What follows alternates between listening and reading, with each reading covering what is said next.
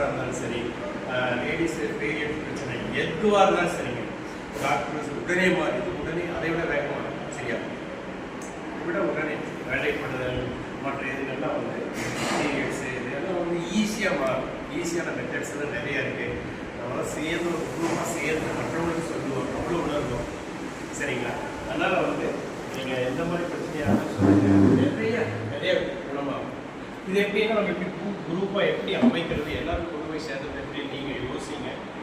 அந்த மாதிரி கொண்டு போனால் வந்து எல்லாருக்கும் பலனாக நிறைய கொடுத்துப்போம். ஃபாரின்லேருந்தே எனக்கு கிளாஸ் அவ்வளோ கிளாஸ் எடுக்குது.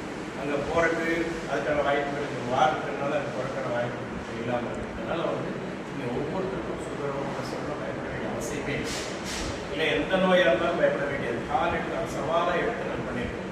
கால் எடுக்கணும் அப்படின்னு சொல்லி எடுக்க வேண்டியதில்லை. கால் எடுக்கணும்னு சொல்லி இப்போ ஒரு கால் எடுக்கணும், எதுக்காக எடுக்கணும் அப்படிங்கிறாங்க. அந்த ரத்தம் போகலன்னு கால் எடுத்து தான் வேணும்.